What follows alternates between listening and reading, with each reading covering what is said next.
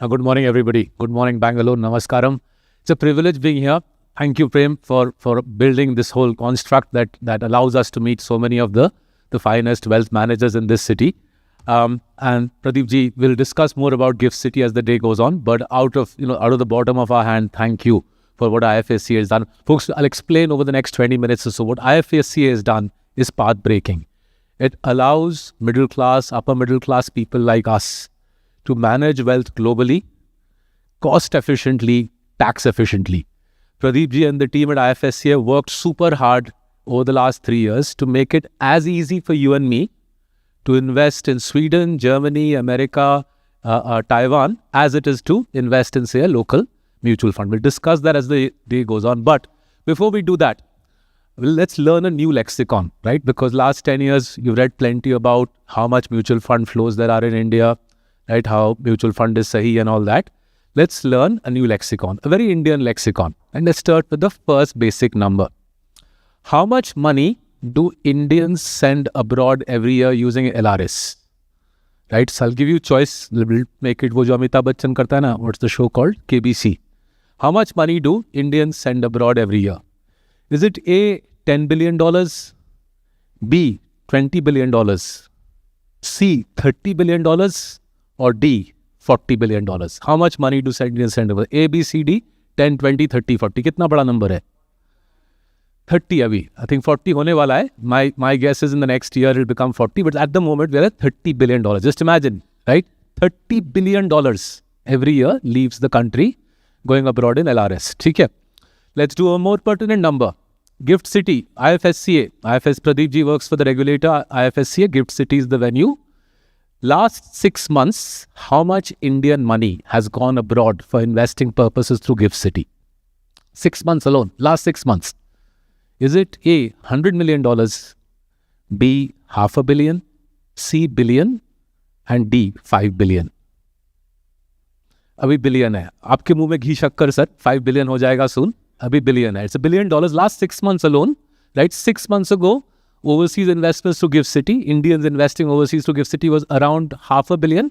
Abhi 1.5 billion ho gaya. Incrementally, $1 billion has gone abroad, right? It's people like us who are persuading Indians to go abroad. Now, let me come to the figure that blew my mind, right? A year ago when I found this out. What is the value of the dollar ESOPs that Indians own? Primarily Indians in Bangalore and Hyderabad own. Dollar ESOPs owned by Indian employees working in primarily Bangalore and Hyderabad. Dollar ESOPs ka value kya hai? Is the answer 50 billion? Is it 100 billion?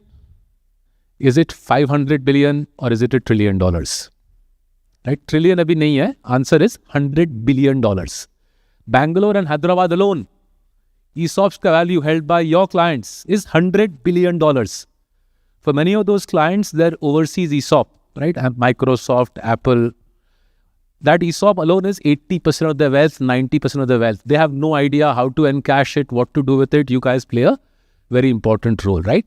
So there's plenty of such statistics that will emerge over the course of the day. The point I was trying to begin with is there's a wave of money, Indian money, hardworking Indian people's money, your clients' money leaving the country. As per the RBI's diktat, local mutual funds can't take that money anymore. 7 billion cap has been hit, right? Unless the regulator relents, and I have no reason to believe the regulator will relent, that money will still want to go abroad. It'll go abroad through Gift City, right? That's the crux of what we're going to discuss, right? So as I was flying to Bangalore this morning, right, I was thinking, had Marcellus not sponsored the event, right? Had we not sponsored the event, I was thinking, would Prem have invited me to speak at this event, right? I wish she had, but I was asking myself, right? I always like to ask myself, where do I stand in the world? So I was saying, would Prem invite me? I studied abroad, as Prem mentioned, but hey, that's not enough of a qualification. My son studies abroad. I think next year, 2 years hence, my daughter will also go to study abroad. But even that's not enough of a qualification, right? Then I started thinking, would Prem invite me? Then I said, I was flying to Bangalore in an Air India ka plane. The plane is imported, right? Every part on the plane is imported. The crude oil inside the plane is imported. I looked at the in-flight magazine. वो भी imported है. Air India का in-flight magazine I realized is created in Budapest. right? सोचिए, the world is so integrated now.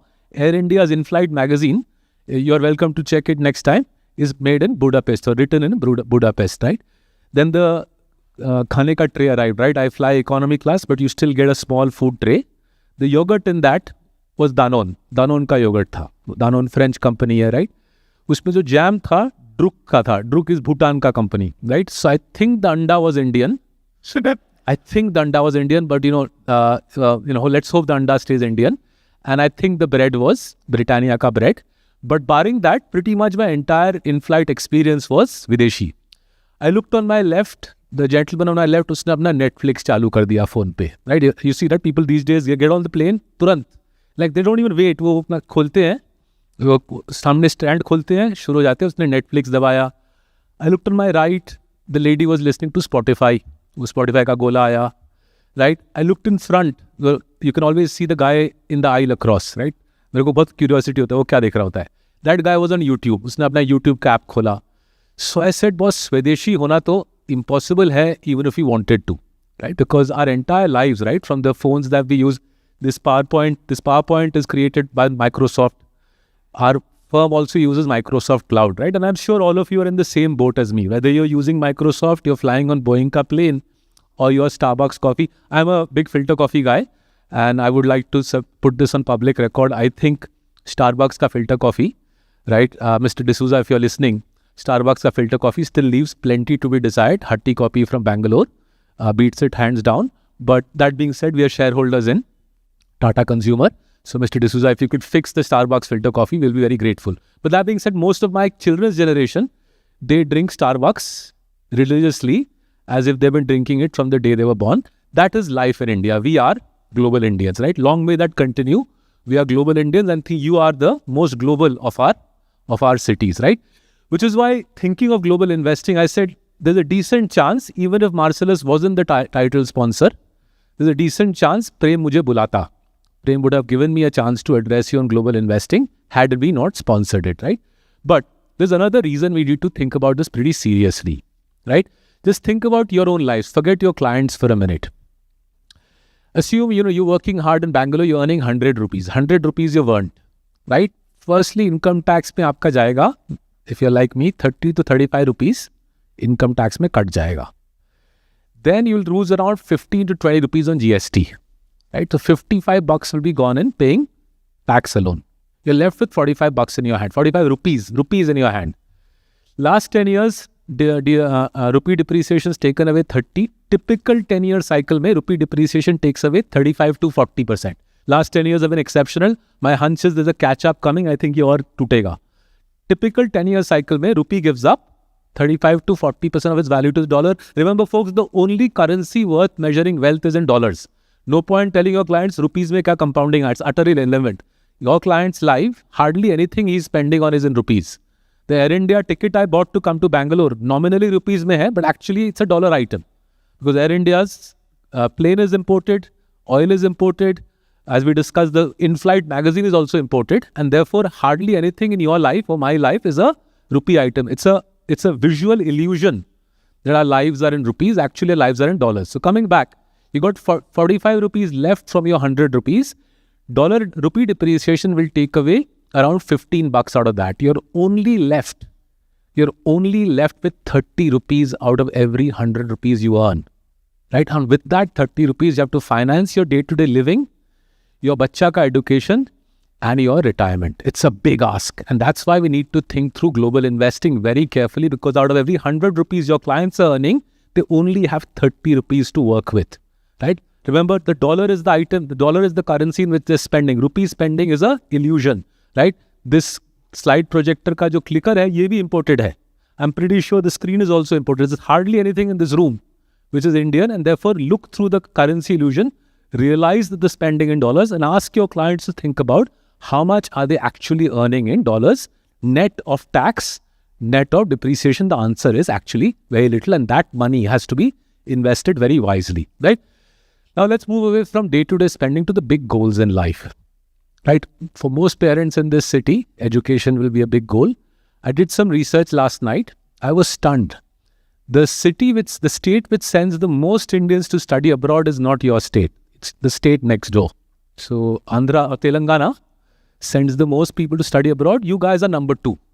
Every year from your state, I suspect primarily from Bangalore, maybe a little bit of Mysore, every year 30,000 bachas go abroad to study, right?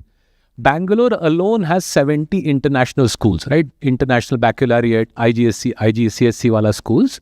Assuming 200 bachas, 200 kids per school, 14,000 kids are studying from the age of 5 till age 18, geared, trained to be sent abroad, right? So you've got a big installed base of people, right? International school fees tend to be around 10 lakhs a year. If people are paying 10 lakhs a year for their kids to study in a foreign syllabus, they're hardly going to be sending them to a local college. They're all going to end up in universities in the Western world, right? So overseas education is a big ticket item. I know because I'm financing my son's overseas education. Between my 2 kids, I'll end up spending the best part of $1 million, right? It breaks my heart to tell you this, but that's the amount of money 2 kids going abroad to study effectively budgeted $1 million, 8-9 crore rupees, right? I'm sure many of your clients are in the same boat, right? Vacations, right?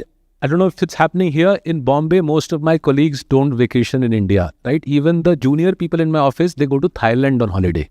They tell me it's cheaper to go to Thailand than to Goa. I wouldn't know because I have not been on a holiday recently. But apparently it's cheaper to go to holiday in Thailand than to Goa. And from what I've seen in the people in my building in Bombay, going to Dubai, going to Europe is now like going to, say, Delhi, right? बात पे लोग Dubai चले जाते हैं, right? They go in the morning. Sometimes some fellows go in the morning, Indigo में जाते हैं, or maybe not Indigo anymore, right? They go in the morning and शाम को वापस आ जाते हैं. So I said, what did you do in Dubai? नहीं यार, shopping, essential shopping था. The local shopping mall is increasingly empty, by the way, right? In Bombay, the local shopping mall is empty, but my neighbors are doing shopping trips to Dubai, right? That's the level at which India is now operating, right? Entertainment technology we discussed, right? But if you think about the totality of your kharcha, in my case, if I look at my life, other than our retirement planning, sending kids abroad to study was a big item. It was a dollar item. And actually 5 years ago, that's what led to the creation of Global Compounders. We created a global fund initially because I realized to send kids abroad to study, investing in local mutual funds is not going to cut it, right? If you take the dollarized return of local mutual funds, it simply is not enough to send your kids abroad to study. We'll show you some numbers in a minute, right? Investing in Desi mutual funds, dealing with the rupee depreciation, weak EPS compounding in our country, it's not going to be able to finance global education. That's why we started Global Compounders. But as we've lived through this journey over the last 3 years, investing around 400 crores of Indian money abroad, we've realized beyond education, there are other powerful use cases, right? So, solution kya hai? So when we were trying to think this through as to how to explain this to Indian people to invest abroad, right? Initially, first 2 years, we faced a lot of opposition. We would tell Indians invest abroad. They had been brainwashed so comprehensively. They said, "Nahi boss, yahin pe dalna hai." And then something very interesting happened. You guys won the IPL, right? And we studied your IPL success very closely, right? I'm a big Virat Kohli fan. I grew up in Delhi like him, so I'm a big Virat Kohli fan.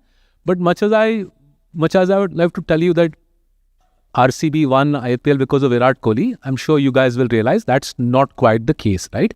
For that entire era when RCB was a Kohli-dominated star culture, RCB was an attractive team to watch, but not a successful team. RCB's success came from bringing in 4 very effective foreigners. Out of 11 players, every IPL team out of 11 players is allowed to have 4 foreigners, right? And remember, IPL is run by very patriotic Indian promoters, right? It's not as if IPL is run by some foreign companies. IPL is run by patriotic Indian promoters. They realize that if we bring in the world's best talent, each IPL team, 11 players में से 4 foreign बना देते हैं. And if those 4 foreigners are effective, it creates a champion franchise. So for you guys, Josh Hazelwood was a star turn, right? Uska 4 over, the opposition couldn't score, right? Josh Hazelwood is a champion bowler, but credit to the RCB management for realizing that Josh Hazelwood jams 4 out of 20 overs, 4 is taken care of, right? Phil Salt as an opener was a revelation, right? I knew of Phil Salt a little bit. I didn't think much of him, but clearly RCB's management realized that an English opener at the top of the order, hard hitting, takes pressure off Kohli in the middle order, right? By having 4 very effective foreigners, RCB won the IPL, right? Having foreign talent, having foreign stocks in your portfolio is similar. You can't just say मेरा पूरा portfolio Indian होगा, मैं कमाऊंगा. It doesn't work like that in today's world, where palpably around us there are global companies that are making tons of money, right? A simple example of this, a very graphic, very visible example of this is Warren Buffett. Very American, very patriotic guy, right? वो cherry coke पीता है, burger खाता है, I think वो chocolate भी खाता है तो Mars का ही chocolate खाता है, candy लेता है तो M&M, right? I've never seen him have Cadbury, Cadbury विदेशी है उसके लिए, right? So very patriotic guy, Warren Buffett, right? And he famously said, never bet against America, right? Credit to the man, he kept saying that through his career, and he retired on a high when American stock market was soaring. But the interesting thing about Buffett, in spite of his very visible American patriotism, he invested abroad liberally and made tons of money abroad liberally, right? He invested in Europe, he invested in China. Warren Buffett and Charlie Munger's investing in with BYD is legendary, right? They invested abroad and they made tons of money.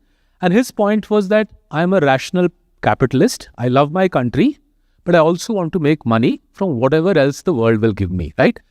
The beautiful thing about what's happened in India in the last 3 years, which is why I started by saluting IFSC and Pradeep ji, India has made it possible for us to do Buffettgiri sitting in Mumbai, sitting in Bangalore, right? Much like America in Buffett's heyday, India has now made it possible for us to invest abroad at low cost and make money, right?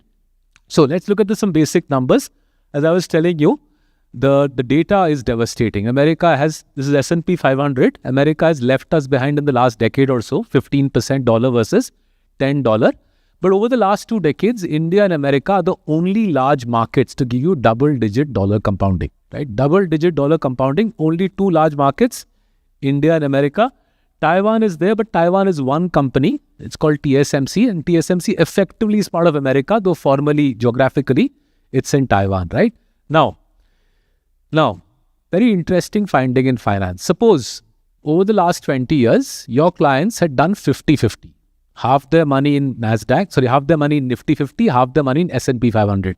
NASDAQ is even faster, so that's why we didn't use it. So 50-50, India and America, the result will be higher than either market, right? So both India and America have given around 14.2, 14.3% over the last 20 years, but a 50-50 portfolio will make more money than either market. Aisa kyun? Why is this? It's because of a man called Harry Markowitz. So Harry Markowitz in 1952 wrote a paper for which he got a Nobel Prize in 1990. What Markowitz said, for which he deserved the Nobel Prize, is if you invest in 2 markets, say India is 14%, America is 15%, assume you go 50-50. If you keep doing 50-50 each year, your return will not be mathematical average of 14 and 15. Your return will be the higher of the 2 markets. Why? Because every year as you average 50-50, you're buying more of the cheaper market, you're selling down the more expensive market, right? It's one of the most breathtaking findings in finance. Something as simple as this. Choose 2 markets with low correlation, India and America, 50-50. If you do that every year, you'll get the higher return of the 2 markets. Second row, dekhiye, you'll get the lower risk of the 2 markets. Your return goes up, your risk comes down, therefore your return divided by risk goes up. That's called the free lunch in finance. And Harry Markowitz deserved that Nobel Prize in finance for this profound finding, right? If you ever doubt global compounding, keep coming back to this. It's as simple as this. Even if America hadn't made more money than India in the last 10 years, it has, but even if it hadn't, your clients would be better off diversifying globally because their market and our market have very different drivers, right? So another very simple way to frame it is every country, ours and theirs, goes through rough times, right? Our market went through, for example, the IL&FS crisis. The Indian market got pounded, 5% down, 17% down. Obviously, America didn't suffer from IL&FS crisis, but America's had other problems, right? The whole Russia-Ukraine war hammered the American market, 19% down in 2022. But the beauty of a 50-50 portfolio, is it smoothens out tensions in both countries. Remember, you're not sacrificing return. You're dampening risk. 2 different compounding machines, 2 countries, very different drivers, low correlation. Your returns improve, your risks comes down, right? That's the whole point of this, right? And then all of this was true for the last 10 years. We couldn't do anything about it. because there was no GIFT City. There was no IFSCA. What IFSCA has done is allowed us to take money from Indian families, invest it abroad from Gujarat at low cost and in a very tax efficient way. In fact, as my colleagues will tell you over the course of the day, our global compounders portfolio is actually more tax efficient than any mutual fund construct now currently available in India. And for that, with the whole low cost tax efficiency, we have Pradeep ji and IFSCA to thank. So thank you, Pradeep ji. Thank you to IFSCA for what they've done. And hopefully, folks, will get to chat more today about how over the next 10 years, the big theme will no longer be Indians investing in India. Over the next 10 years, the big theme will be Indians going abroad. 10 साल पहले मैं बोला था Indian लोग real estate छोड़ के market में आएंगे. Sitting in Bangalore today, I'm telling you, next 10 years, if we meet 10 years hence, half of your clients' money will be invested abroad. I wish you all the best in that journey. Thank you so much. Thank you.